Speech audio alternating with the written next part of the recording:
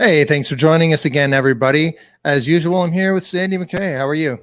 Hey, Rob, I am amazing and excited for this episode. Absolutely, me too. And everybody listening, go over to breakthroughreipodcast.ca. There you can listen to all of our past episodes and get in touch with all the guests, right? And we're doing something a little bit different today. We don't have a guest, which is, we haven't done that in quite some time. Honestly, I think I should have looked. I think it's been multiple years since we've Oh, done yeah. this, actually. Yeah, maybe You want to know why pre-COVID that era. is? You know why that is. Well, we have a freaking lot of guests, and it's nice to interview people that aren't us because they Well, have so many yeah. good stories. I mean, I think that that's what it is, right? Like we've just gotten so used to we grill the guest, right?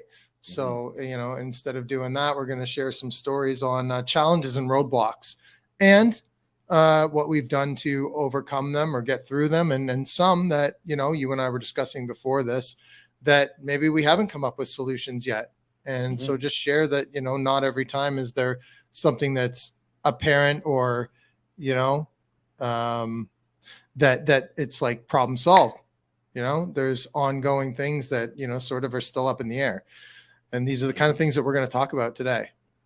But first, go over to iTunes and leave us a rating and review as well, and actually get on our I'm all over the place, but I think let's dial back. Maybe we'll edit this or something if we do that anymore. I'm not really sure, but get our free gift. That's the first. I knew that's where you're going. I knew you were going that way. I was gonna jump in and get us there, but I was like, I think okay, I'll let you figure it out. Definitely get a I don't free know gift. if I figured it out, but definitely go there. Breakthroughreipodcast.ca to get our free gift. Get on our email list. Never miss out on a show or an update, and get that ultimate strategy for building wealth through real estate, which is still very relevant and a strategy we follow a lot of. As Rob said, it doesn't necessarily solve everything. There's challenges within that are always prevalent. But go pick that up. But again, yeah, it's got lots of really good information for first timers, mostly, right? Like, on how to not make the mistakes that maybe we made. That's it. And I didn't even mention this to you. I have what I think is a really good add-on to that we're probably by the time this airs, actually, it might actually be there available for everyone to pick up, which is just kind of an add-on to that free gift that I think is really beneficial. And it's just a couple of spreadsheets around tracking your net worth and your financial freedom target. So if you come up with a number that you are looking to achieve, it gives them a bit of a path to getting there. So I didn't even tell you about that, Rob, but That's cool. I've been thinking about adding it in because I've had it sitting there for a while and I've used it quite a bit myself and got clarity around that. And I think our listeners would benefit. So maybe if they go there now, they might find that there's a little extra bonus. That's awesome. There you go. Incentive for any of you that haven't actually picked that up yet. And then go over to iTunes and then leave us a rating and review. Do them in this order. You don't want to do things out of order. Yeah. That great review, 5 stars, which we always love getting. And I was looking the other day, we have like in the 300s or something. There's so many. I was doing a kind of looking in hindsight on this show. Hundreds and hundreds of reviews just on iTunes alone. There was 330 something, I believe. We have. I actually couldn't find out the number. I was trying desperately to say that we're 3 million plus downloads. We're somewhere getting towards that range. So lots of listeners, and we're really grateful for that. Yeah, it's been difficult to track the numbers exactly over the years, just because the moving servers and that kind of stuff, and losing track of like previous downloads at certain points and whatnot. But like I remember, geez, that's a great number. I mean, that's pretty impressive that we're up that high. Well, here's some facts that I will call them facts. I think they're facts. They're as best of educated guesses that I could find of our numbers over the years. And you know what? We started in 2014. In 2016, which is 2 years in, we got to 75,000 downloads total. The first year, I don't even believe we got over 1,000 in the first year. Okay. Second year, we got to 75,000. 3 years beyond that, we were at over $1 million. That's awesome. By 2019, we were over $1 million. Yeah. You know, I think that has to do a lot with like there not being that much for people to listen to in the first year, obviously, right? Like there's only, I think we only did like 13 or 14 in the first year. Yeah, we were doing them every month or so. Yeah. It's an interesting graph because it's exactly like most successful businesses that launch anything. It's the hockey stick thing. Mm-hmm. It starts to tick up after a few years, it was really cool. And not what we were going to talk a lot about on the show, but it was interesting to just look back on that. I thought it was pretty cool. Just it took some time, but we stayed with it, and it really grew. That's awesome, man. What else is new? What have you been up to? Well, you know, I guess some of the things will come out actually maybe in this show. I've been revamping some of the ways we invest. I haven't done barely any investing myself in over a year right now. Kind of thankfully, the timing was okay for that, but starting to get back into it a little more and starting to work with some more partners and do some more deals. So looking at it's interesting. We did so many 3 and 4 unit renovations in Hamilton. It was a great. There's lots of that inventory. It's a great product, and I have a couple of those properties that we've had over the years. The zonings have changed a lot. You can make them legal triplexes and fourplexes, but as much as there's those opportunities now in the market, they're also like the price points have got a little out of whack, and it's hard to make them work. But there's some really cool ways to buy duplexes now, actually around this area or in the Niagara region, where a lot of people are doing these garden suites.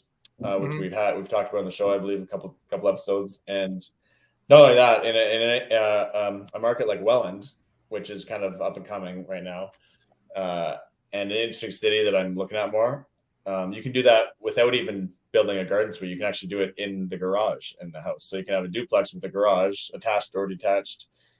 And so because building a garden suite's, it's like $250,000 to invest. Yeah.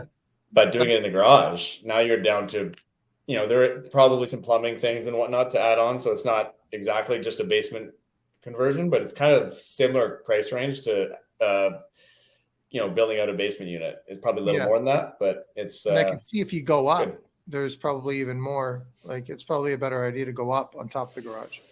Yeah, there's that option too. So there's Welland. Welland is a unique place for that I haven't seen that be allowed in a lot of places yet. So anyways, interesting. I'm doing some deals that I haven't necessarily done before, but I mean, they're very similar to what I've done before, just a little differences that I'm excited about. So it's cool. That's very cool. That's awesome. What about, I was telling you before we got on the mic here recording, I just got back from the city. The closest city to me, Sandy, is like 5 hours away. So that was quite the drive this morning already. And then I basically ran in here and got set up to do this. But every once in a while, every like 3 months or so, we've got to get over there. And that's where the malls are. That's where like the real city is, right? And the shopping and that kind of stuff. So when you need more than just what you can find at like Costco, you got to travel into the city every once in a while. So that's what we did. We spent like 3 nights there. So it was nice, man. And just like the change in the weather it's a lot cooler over there. Oh, yeah? Is it elevated? Yeah. Okay. I'm not exactly sure what the elevation is, but I mean, the weather is just not the weather, but the temperature is quite a bit cooler. So that was nice too, to be able to breathe again. And then when you come back here, it's just sweltering again. Wow. Right, so. You're lucky you're saying that on a day that's really hot here too. I can feel a bit of that pain. You can't say that stuff in like January. Well, hey, man, I guess I'm not asking for sympathy, but that's just the way it is. Yeah. But other than that, and I mean, I won't discuss this as a challenge, but because I mean, it's not a huge deal, but like the project that we're working on, the first container house build, we've got another one in the second lot beside it that we're going to be starting soon. But the first one, the projection for the budget looks like we're going to go over by almost 25%. Mm. So that's pretty significant. Now I had a contingency for that, so we're okay, but it's just not the kind of thing that you want to hear. And so that's sort of affected by the quote that we got and the US dollar losing a lot of value over the last few months. I was right? thinking that was part of it. Yeah. Okay. Yeah. So, I mean, we're still going to do okay, I think. Well, I'm pretty sure, I'm confident we're going to do okay still, but it's just not something that, you really want to deal with. So, And you're selling but that, again, correct? it's It's not a hold. yeah, no, we're not Okay. holding it. We're just we built it to sell. Yeah. This one, and may try to hold on to the next one, but at any rate, we're getting close to completion on that one. I think it's probably maybe 4 weeks out, and it'll be completed. And the interesting thing here is, Sandy, when you sell something here, you sell it fully furnished and somewhat decorated, right? Always, like, that's expected?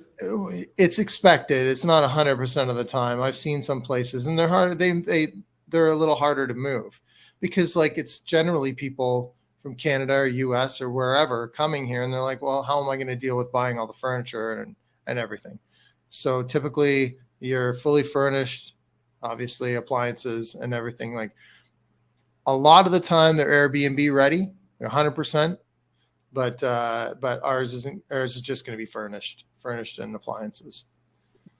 Interesting. I'm not surprised, actually, because when you look at a lot of the places for sale online and stuff, you do get a sense that they're staged, or that's just they come with everything in it, because the newer ones always look really well done. It doesn't look like staging for whatever reason. I always think it's that stuff's like just there and you get it. So I didn't know that 90, you actually do. I'm going to say probably 95% okay are sold furnished. Yeah. So that's that. But I mean, again, like, I think at this point in the game, that's the kind of thing that we can foresee and make sure that we're able to, manage something like that happening. This would have been like, if it was early on, and we're going to talk about stuff that happened early on, but it would have been devastating because I probably wouldn't have been prepared for it. Right. So that's what we're here to talk about, is more just, I think we're going to start with some of they may not seem small, but really, like, some of the actual smaller things that can happen to people when they're starting out with the whole thing, with like buying properties, renovating properties, having the tenants in there, having JB partners, everything that this investing journey sort of encompasses, and some of the challenges that we've run into. Well, we ask everyone, right? We ask basically every guest. We always ask them that question, right? What is your biggest challenge, and how did you overcome it? I feel like I've said that a lot over the last 10 years, and we've had some great answers. We've also had some people that seem a little bit shy in answering that, or a little bit I don't know, reserved. They went into protection mode, I think, right? Because people tend to think that if they've had challenges, then that people are going to get turned off from maybe investing with them or whatever. The fact is, there's no way to do this and not have some challenges. This is impossible. So I mean, that's all part of the game. What they say, I mean, that's the whole thing, is when you decide you're going to go into real estate investing, you take every single roadblock that's involved in it and automatically throw it in front of you. And that's what you're doing. So then the best thing that we can do is help teach people how to get around or through those roadblocks. And there's so many of them, and they start small, like you kind of said there. They seem small, or they actually seem big usually, even though they're small. In hindsight, they're small, but that's kind of the growth, of the evolution of your career in real estate investing happening, right? Is that $500 issue 10 years ago might have seemed massive, and now maybe it needs to be a $500,000 issue or $50,000 issue or something to feel the same sort of weight. And it's just funny to compare those, but I'm gonna hope that I don't encounter that. But yes, I do know what you mean. Yeah. Yeah. And lots of people do. I think that when we talk to guests, like, you know, like, for example, Russell Westcott, I remember his answer to that was, he wouldn't have bought hundreds and hundreds of units that were dilapidated and run down and constantly needing money thrown into them, and realizing, even a year after doing like a massive amount of purchasing all at once, right? And not slowing down and thinking about it and looking at it, and then just like stepping back a year or two later and going, okay, well, what have we gotten ourselves into? Like, that's a huge, huge mess, right? And something, thankfully, that I've never done, right? Because I've always scaled pretty slowly in relative to what some other people have done. But I think, there's advantages, disadvantages to that, and no one's right or wrong, I guess. But there's different both, for sure, and different challenges. Yeah, and I see that more and more with the kind of all the information that's out there. It kind of does allow people to move a little faster in a lot of ways, but it encourages people to move faster because you see so many people doing big things that in a short period of time, and I find we glorify the 30 under 30 awards, or the 40 under 40s, or the whatever, those awards they always hand out. I mean, maybe that's a realtor thing, but there's always those type of awards that really make it, they over glorify, in my opinion, the quick success, which is in hindsight pretty irrelevant, and also dangerous for people to get into that, to get sucked into that, because I'll talk about this in this episode for sure, is this around it's just unnecessary. Like, what are you really going towards, right? At the end of the day, are you going for that 40 under 40 award, or are you going for, financial freedom, or some version of that? Is probably more really the goal, and everyone's version of that is totally different. And so the world's different than it was 10 years ago from that standpoint, at least. And so I see a lot more people getting roped into that, and it's dangerous. Let me tell you this. I don't know if I've ever told you this, but like, a lot of times I'll meet clients through the show, right? So they already know who you are, they know who I am. And this one particular client, I remember I was out, and this was, I don't know, maybe 5 years ago or something like that. And he says, man, Sandy's really taken off. He's building a huge team. And I'm like, yeah, he's doing good. He's like, why aren't you doing that? Like, how come you're not doing that? And then, so honestly, for a minute, you kind of go, oh man, why am I not doing that? Like, maybe I should be doing that. Right. And you and so it's one person's perspective automatically, like, sort of throws a wrench into your system, and you start going, oh, maybe I should be doing that. Like, but again, it's like really important to have your goals planned out, right? And they're not going to be the same as somebody else's. No, nor should they be. Like, why would they be? You guys, everyone's lives are so different. So there's millions of variables involved in all that, and there's so many paths we can go down on that, but it's unrealistic to even try to go after an achievement or a group of achievements that someone else has done and try and mirror them. Like, it's really kind of a silly way to live life. And that's a problem today in 2023. That's for sure. I mean, there's so many people that are trying to just achieve what someone else says just for the sake of it, instead of getting clear on your own goals and what you're actually trying to achieve, and just doing that and being cool with it. Mm-hmm.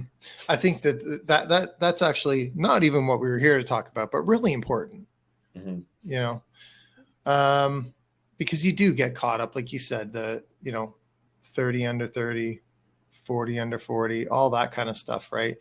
And we are guilty of using those taglines in order to get people to catch on to the show sometimes, right? Like, 50 units purchased in 1 year, that kind of headline. And some people do it, and that's great. And it's nice to talk to those people, and they have something to share, obviously. But and we've talked to first time buy, fix, refinance, and rent, people as well, and those stories are great. I can think of you mentioned Russell Westcott. I'm pretty sure he really maybe not regretted, but had some. He would have done it differently, and then he I think he bought 50 plus homes in a year at one point. Right. I That was remember, probably his. Yeah, that was probably his show tagline. yeah, Jared Hope, I think similar. Mm-hmm. I want to say had a similar story to that, and wouldn't have done it the same way if you were to do it all over again. So there's lots of those stories. Many of those people that get a little bit of glory around that, or fame, or some sort of some sort of feelings around that. It's often really not what it's made out to be. That's for sure. Which is the same as being a celebrity in any form of life. I mean, a lot of it is highly overrated. Mm-hmm. And I've also seen a lot of people in the circles that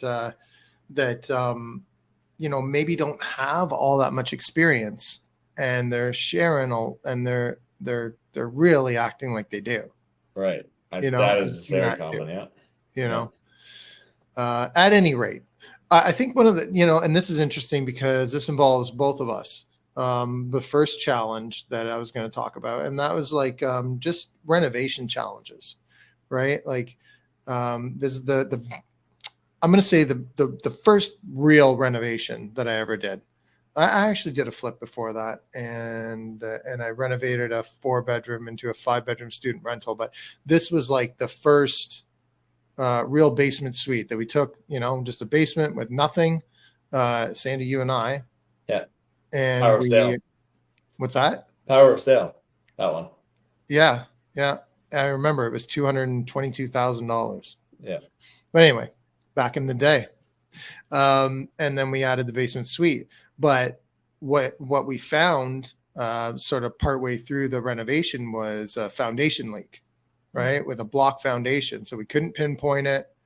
And so the solution was we got to wrap the house, right? We chose to do one side because at this point, like not really having any experience, we were using other people's money. Mm-hmm. And I think it cost, if I remember right, I think it cost under $5,000. I think it was I was gonna ballpark $4,000 and change. Yeah. And I was just devastated. I couldn't sleep at night, just thinking, how did we not catch this? How is this going to go over? This is a disaster, just like really thinking almost we should just give up. I remember I called Quentin D'Souza and he really talked me off the ledge because I was like, I don't know what to do. Like, I think my life is over. Right.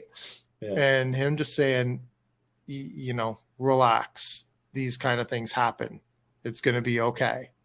And, but that was one of the first things. And then we wrapped the side of the house and and when you look back on it, like a year later, it was an amazing, investment. And, in the grand scheme of things, it was fairly minor. Yeah. Right. That same house, we had a kitchen fire. I was going to say that too. There's a fire in there. I want to say there was vermiculite in the attic, possibly. Do you remember that? Or was there an attic? Don't remember that. Was there an attic there? Maybe there was no attic. Maybe I'm thinking about something. Yeah, there's attics in almost all those houses. Okay, I think there was. Maybe we didn't do anything about it. Maybe it didn't need to be remediated. But I think there was some version of that there was also. I'm sure there was other things too. There's lots of these sorts of things in every renovation that come up. Yeah. I think they used to do the stupidest things. Like they would wrap the duct outlets with like insulation, right? Yeah. Right. That had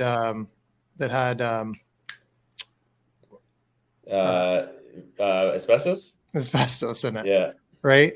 And so like if you put on a mask, okay, they're like an inch thick and they're just wrapped around the top of it. Yeah. It's nothing, but you're supposed to go and get somebody to remediate it. It costs like thousands of dollars for them to come in with their hazmat suit and dispose of it properly. But I've run into stuff like that in houses as well. And for the most part, when you run into things like that, like drywall, with the same issue, that if you leave it, you don't disturb it, there's no problem. Yeah. But anyway, yeah. So that was the first kind of and renovate. So we're talking about renovation challenges. And I think that the big thing is the lesson learned there, at least down the line, is that, I think as far as things like this go, the renovation stuff, unless it's really unless the house blows over or something like that, and you don't have any insurance for some reason, these renovation issues and going over budget, like I was talking about with the other house that we're doing here, those kind of things are relatively small. There is ways around and through them. And at the time they look bad. Do you have any stories like that? I've one contractor story that's fun, not fun, but fun to tell. And another thing that comes up that I have a few of that came up a bunch in some properties is because Hamilton's an old city and you got old city piping and stuff throughout. We came up with a lot of finding it after we purchased it already was sewer backups, lead piping, things that we found in the drain system, roots and stuff growing around or shattered piping and all that. Knob and tube electrical, lots of that. The plumbing ones have been some pretty annoying issues because sometimes you can't fix them for months because you're waiting on something like on the city end to get fixed, and those have really added to extended time periods, which in a renovation is money. And those are really annoying and painful. And talking with a partner or anyone around that, if you have partners involved in it,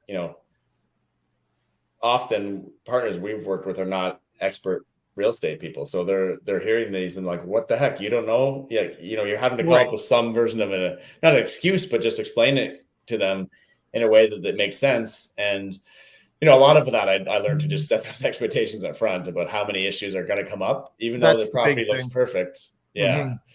There's going to be something that comes up out of nowhere that we never expected. And it's going to probably cost us thousands, if not tens of thousands of dollars. And that's the, why you have a contingency, like you alluded to before. And you can't not have a contingency on a renovation project. You're going to need it very, very, very likely. 99% of the time, you're going to need at least part of it.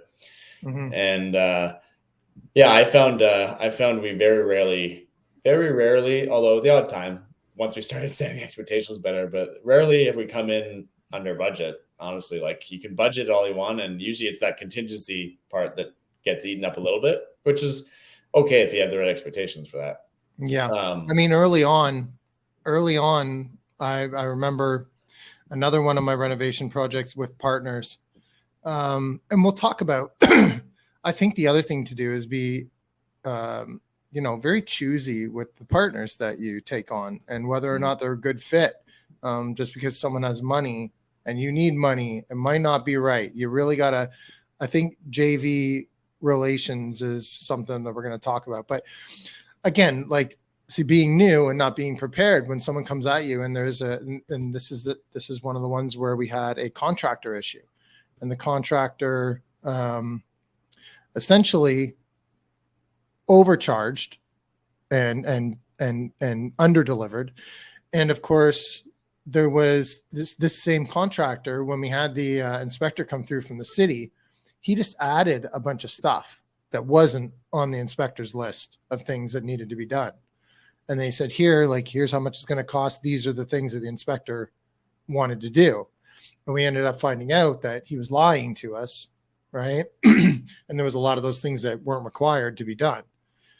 And so then it leads you to having to fire contractors and all the stuff around that. But the point that I was trying to get to with this,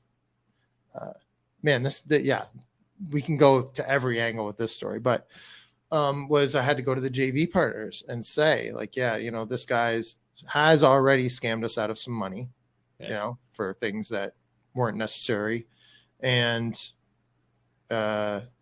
was trying to do it some more. We're also over budget and all this kind of stuff. And that was not taken well. by those partners. I remember I was pretty humiliated. Like they came down on me pretty good. And it was just like, how do you not have any idea what you're talking about? You clearly have no idea what you're talking about. You haven't from the start, Right. all this kind of stuff. So, and that was like, I've honestly never been through that before or after a special case and got out of that partnership. Yeah. but,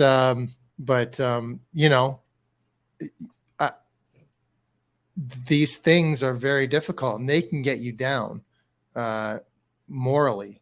Your morale can go down quite a bit through something like that.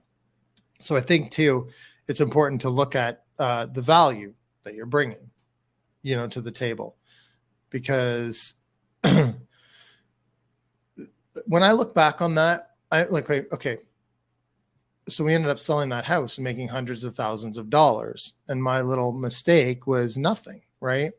And I know that doesn't always happen, but I think that when you put things like that into perspective, if you're doing a long-term hold, in most cases, things are going to work out okay.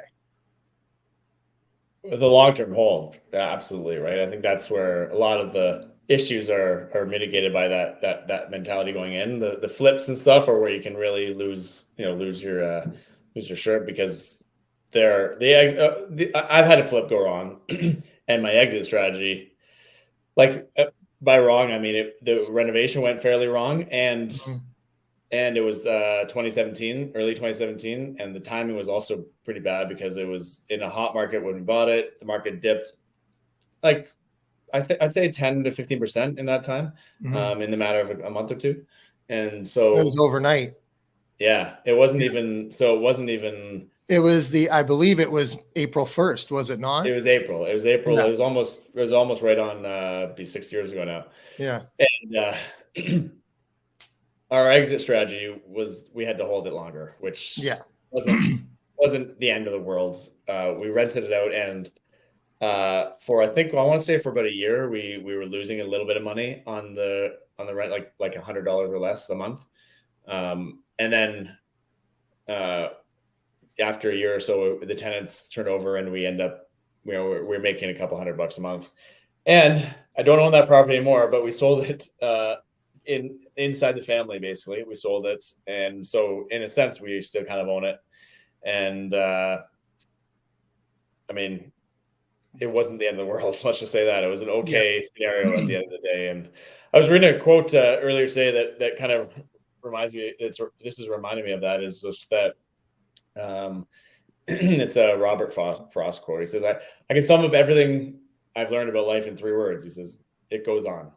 So I mean, all this crap you deal with, you choose to go, in the corner and hide and run away from it. Or, I mean, you head on, kind of go through it, and life goes on either way.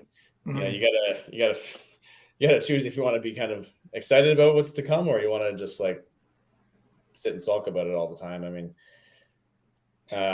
these challenges come up regardless. And do you want to comment on that? I had one more good contractor story to. No, go ahead. That's what I was going to ask you.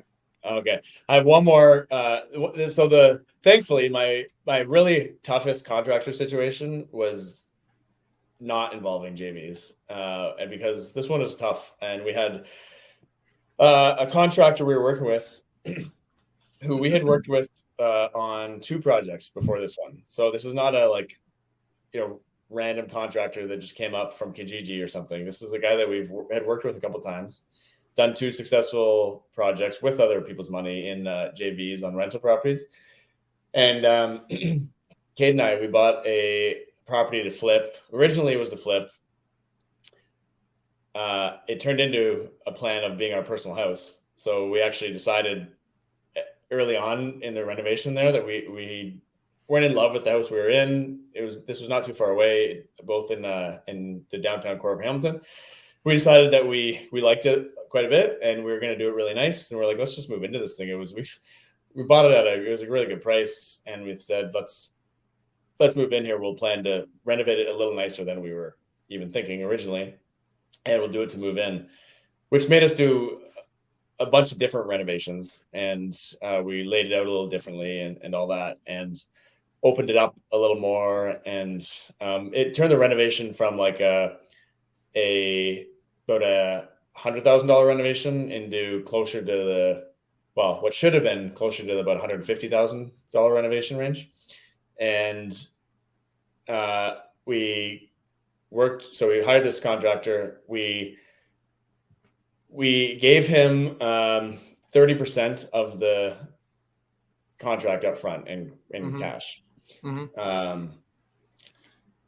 that was for materials, right? Because everyone, they got to cover materials. They always have it. Yeah.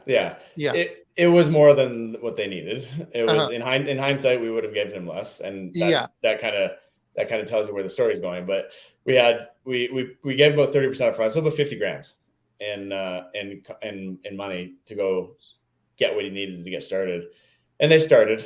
And again, contractor we've worked with before. There's no reason to not trust them and everything. And about three weeks in or so, they had demoed everything. Pretty substantial demo, like really substantial, knocking out walls. Had to get rid, like new joists and stuff were going in. Lots of different, not major structural issues, but some structural things. All the electrical was out of there, a whole bunch of stuff. And he came to us a few weeks in, and actually he didn't come to us first. One of his staff did. One of his guys came and said, "Hey, I haven't been paid in a couple of weeks. Like, I don't know if something's going wrong with this guy. I don't know. Are you guys aware? Like, do you know what's happening?" And we're like, "That's weird. We haven't heard from him in a bit, and it's unlike him. I don't know. I'm not sure what's happening." Anyways, and then he started disappearing, of course, and his employees were still around, but he was like disappearing. And so it wasn't just us, it was his staff and stuff. And we were all like, is he run away from us? What the hell's going on? Anyways, he disappeared for a while, multiple weeks, maybe months. And we got a letter not too long after that from, I forget where these letters come from, but it was a letter basically stating that he was going bankrupt. And it was all, when you go bankrupt, everyone who is owed money from that person gets a notice saying all the people that are involved in that and who's owed what and all that, and it all gets disclosed. So we got that whole report, and we looked through all the different people who were on there of what's owed, and he owed a lot of money, more than, like, we were not his first priority, that's for sure. And so reading through that, we're like, okay, we're $50,000 out of pocket. First of all, I got to basically figure that's just disappeared. He did about 10 to maybe $10,000 worth of work, but like bought a bunch of stuff that we probably were never going to see, materials. Well, he probably never bought the materials. We ended up talking with him like a month or two later, and he was really, I guess I got to give him some respect for even calling us and wanting to talk about this, but he came and said, I have an issue. I have a drug issue, basically. And it was kind of surprising. He wouldn't have thought it, but he had some sort of drug issue. He spent all his money on that. He tried to gamble to make it back, lost more, and all that spiraled into this big debts. Then he had no money, and he felt really bad about it. Like I said, I'll give him credit to even talking to us about it, but he then disappeared again, and we never heard from him, and still haven't heard from him to this day. But that project ended up costing us, instead of $150, was close to like $250, because we had to hire someone new. They had to go buy all that material again. They had to fix some things that were not necessarily done right when he was demoing it the first time. It was a lot longer time wise, because now we had to restart, and that caused a whole bunch of issues. And we had to come up with money from nowhere. Like we didn't have all that amount of money sitting aside. We didn't have an extra like 50 or 100 grand sitting there. And so we had to figure that out, which was more delays. We ended up moving in there early because we sold our other house to get some of that money faster. We kind of expedited that part. And so we ended up moving into that house. There was no countertops. There was a bunch of stuff missing. We had a cat and a dog at the time. And they were running around in a dusty house and everything. It was interesting. It was harder being the fact that it was our personal house, and we could have probably moved into a rental somewhere, but we were not financially like flush with cash, so it was not an easy time to do all that. Mm-hmm. So we made do with what we could, and that was my most painful renovation and contractor situation for a lot of reasons. Like, it was not a rental, so it made it really tough. But and we ended up living in that house for 6 years, and overall, in the grand scheme of things, there was a few months at the start that sucked, and we still own that house. Actually, we moved from there, but we rented out, and I've used that house as collateral on other properties to buy other properties. We've refinanced it. We've used the home equity lines of credit on it. We've had some good like personal times there. It was it was a really crappy experience that's also paved the way to a lot of other cool things afterwards. So in the grand scheme of things, I mean, it's been a great house. And that situation I learned so much from that. I got to say, I'm actually kind of grateful to have gone through it. It took a little while to get there, but is there any chance, like, is there still some kind of, is there any chance of you getting any of that money? No. Well, I shouldn't say there's no chance. I suppose he could show up one day and say, "Hey, I really feel bad to screw you over." And I just came into $1 million of cash. I figured I'd come pay you back. Maybe that could happen. Yeah, I guess. Okay. Yeah. No, I mean, and probably at the time, you can look back at it now and it's one thing, because like you said, it goes on. You're not going to stop it. So, but at the time, it's painful, very painful. I guess, what do you think is the biggest lesson you learned? Well, the thing that surprised me the most was because we had worked with him before, right? I hear stories like that, and often it's like someone random they just connected with and said, "Yeah, well, I'm gonna start it. I need 50 grand. Let's start," and then they disappear, right? Mm-hmm. So it wasn't that I didn't feel like we screwed up necessarily, that we should have like vetted him more. I think we kind of had already done that. Right. It was just kind of a weird thing that kind of, I felt a little bit like it was unlucky, which I think is something, if I were to take a real lesson from that, first of all, we shouldn't have given him that much money. We should have been a little more detailed on what he was using the money for and what he really needed it for. Now, usually I would only give him just materials. Definitely there's no reason to give anyone upfront pay of labor. Yeah. So 30% of the project was not detailed enough around what he really needed. Like, we should have gotten into more detail. What do you actually need for the first couple of weeks of work? Right. Yeah, absolutely. That's a good specific thing. But also the bigger picture one is like, there are things that happen that are unlucky and lucky. Being like, just because you got a big win doesn't necessarily mean you did everything right. It could have been a big stroke of luck. But just because you had a big loss also doesn't mean you did everything poorly. It could just be a stroke of unluckiness that happened at wrong timing, wrong. You could do the exact same thing in a different scenario or a different time and have the total opposite outcome. So it gave me some good awareness around that there is a lot of luck and unluck involved in life, and that's a factor. Yeah, I tend to think that things end up the way that they are for a reason. Mm-hmm. And the majority of the time, I don't know what the other outcome was necessarily, but the majority of the time, the outcome that I got ultimately was better. Even if it sucks at the time. Yeah. I will say that. What about firing contractors? Have you had to do that much? I would like to fire that one. If we could go look back on it. You probably still wouldn't have got the money back. You reminded me of it's funny now again, but it wasn't funny at the time. We lost a contractor that we fired very, very quickly, and it was not me that fired him. It was my wife. As we fired a contractor, not because they did bad work necessarily, but our dog went missing, and there was a contractor left the door open because we told them you can't leave the door open, the dog will run out. And it was a new house. We were moving into this one too, actually, and the fence wasn't totally up around the back, so the dog didn't know where she was. It was a new place, and she would run away. So that happened, and we went searching for a day and a half around the neighborhood and couldn't find the dog. And Kate's like, "You're fired. You ruined my life. The dog's gone." And we found the dog. It was in one of our a faraway neighbor's house. Oh, but it was a shitty 24 to 48 hours. Like, it sucked. Yeah. We fired that guy. Yeah. I mean, I've probably had to fire, I'm going to say, between 5 and 8 contractors, probably that I can think of. So I'm going to say closer to 8 anyways. Like, and for various things. And I've done the same thing. I've given to people who I haven't vetted, given deposits, and then thank you, they don't show up for work. So I've made that mistake too. But again, something you learn from, right?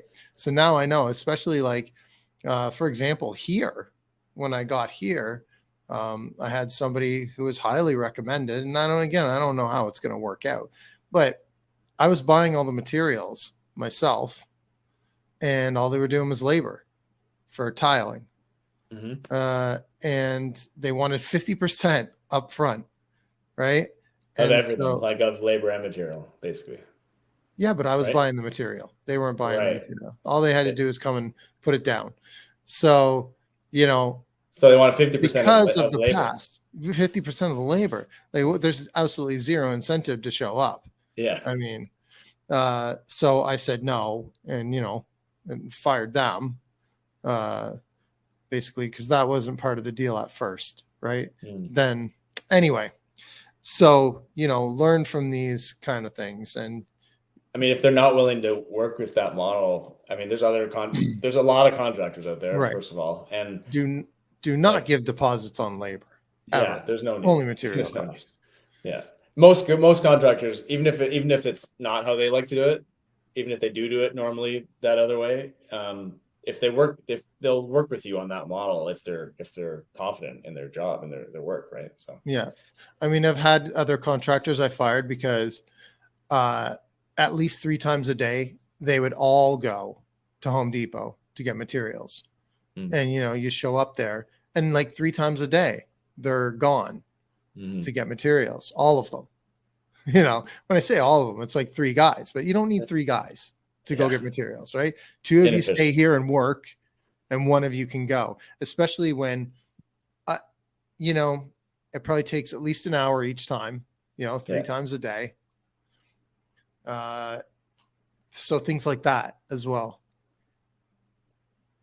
Well, that contractors are one of the most challenging parts of this business, and certainly one of the reasons why, a lot of people, if you've worked through a lot of projects, it is very valuable, the knowledge you gain in that, the insight, perspective on all these situations, because that's what I resort. A lot of my challenges that I've had are just lack of experience or lack of enough insight, like from other times like that I just didn't know what I didn't know, and so going through those is the value in it, is you learn it so that now going forward you will not make those mistakes again. The other thing too, I think, Sandy, through everything that you went through and everything that I've talked about here today, we had a network of people that had all already went through something very similar, and we could lean on them or talk to them and get that perspective of it goes on, right, from them. And really that's important. So I have one quick one around that my network helped me, not help me with this situation because it never got solved. I lost in it in a way. Well, I didn't lose. I'll tell you why in a sec, but it helped me solve it going forward, because one situation I had, which was an investor project, which was something there's a property we were buying together with this would-be partner, and they were going on title. Everything was in their name. We had already done all the work to find the deal, off-market deal. We had negotiated the deal, all that stuff. It was like a 2 or 3 month closing. We set them up with our mortgage partner. We did all the typical stuff. And like the week before closing, they say, "Yeah, I'm actually just going to do this one myself. I don't think I need you guys. See you later." we had a JV contract already signed, and at the time, we could have kept going with it. Like this, the options at that time were, try and sue them, try and like force to work together on the deal, or like let them just go. And the first two really aren't very good solutions at the end of the day. Like, do I really want to work with this person? No, not after. Once they try and pull that, it's pretty much it's dead, right? Mm. Do we want to sue them? I mean, it's like the real, any sort of real estate deal when you're trying to sue the other person, like it's going to last months and months, if not years, to figure it out. Didn't feel like it was worth it, and yeah, so what we did is we just let him go, which taught us a good lesson though, because I asked a few people after that. I said, "Have you ever had this happen?" And like a couple of people that I talked with, yeah, I've had that happen too, actually. I can recall a couple of people telling me that as well. And like, this is what we do now instead. What we hadn't done is we hadn't taken any sort of deposit from them or anything. So what we started to do after that is we would take a refundable deposit up front when we started to work with a JV partner, and it was refundable if we didn't find the right property in 6 months, or they decided just not to work with us. But the second that we had a deal under contract together, it became non-refundable. And so we still held it. What we used to do, and we did this at the time too, is we had a similar thing like that, but we would use that as a deposit on the property. So if they give us 10 grand or something, that 10 grand would go into the property, and even then that didn't necessarily solve it because it was in their name, right? And yeah. So instead we started now just that is a non-refund. It becomes non-refundable when we have the purchase and sale agreement pending. On closing of the sale together, and we'll start working together, it ends up getting paid back to them. So you can do it in different ways. You can pay it back to them right away. You can hold on to it for the duration of the renovation maybe, and pay it back to them along with the refinance money, or it depends. But ultimately, it just ensures that there's at least a amount of money there that they're missing out on. If they wanted to pull that deal, they could still do that and still screw it, but at least we have something to show for it. Yeah. See, I know that what those people did is very short-sighted, because ultimately, if they had stuck with you guys, right? Like, okay, first of all, how did they justify the fact that you found the property, right? You like, and that there's like, people don't put enough value into that kind of thing. We used to wholesale, both of us. We know the value in finding a good deal, right? Mm-hmm. And the right kind of property. So, how did they justify the fact that you guys found the property, had lined everything up, and they essentially stole it from you? Yeah. I don't know how they justified it in their head. What they were saying is that we were the realtors anyways. That's what our job was to do. And they're like, okay, well, I mean, somewhat, yes, but like, it's not, I actually should have probably maybe given it to someone else, or I could have done a whole variety of different things with that deal. Yeah. But at that point, when it's under contract, it's in their name. Like you said, there's not a whole heck of a lot you can do, even with that, even with the JV agreement, I guess. Yeah. Yeah, I don't know, but see, like, they're now essentially they've cut themselves off from any future deals that you could have brought them. Like, that's wealth that they could have built. They got like, I'm never going to do anything with them, let alone JVs. I'm not going to help them connect them with anybody. I'm not going to help be the realtor or anything. Like, there's so many things that I would not going to spend any time with that person anymore. And they did it for the sake of, I want 100% of this rather than 50. I mean, it was a duplex in Hamilton. I mean, it's not a small amount of money, but I mean, they're doing that over, I don't know what it would have been, 50 grand maybe of value, like in that initially. Maybe there was more to be made on it, but I mean, it's really, really short-sighted ultimately, because 50 grand in a one deal versus, possibly hundreds of thousands, millions that we could have done together over a longer period of time. Very short-sighted. Exactly. That was 100% the point. I think that things like that are very short-sighted. Like, I'm thinking of one wholesale deal that I did, and when it came down to it, the people came to me and said, you're charging whatever amount for this wholesale deal. We don't really think you deserve it, right? We're not going to pay you it. Like, there's nothing I could do at the time, right? Because of the way that we had structured it, like on that one. I think it was the second or third one I ever did. But so I don't want to go into details around that, but ultimately, one of them, it was there's two people. So one of them was saying, we don't want to pay you. You didn't really do anything. You didn't with this. It was off market too. I don't know how you could say that when something's off market, but anyway. Exactly. And the other one felt really bad and ended up helping me and giving me something that was exponentially more helpful than whatever that money amount was. But one of the things that I did not do was when they came and told me that they didn't want to pay me. I was really upset, right?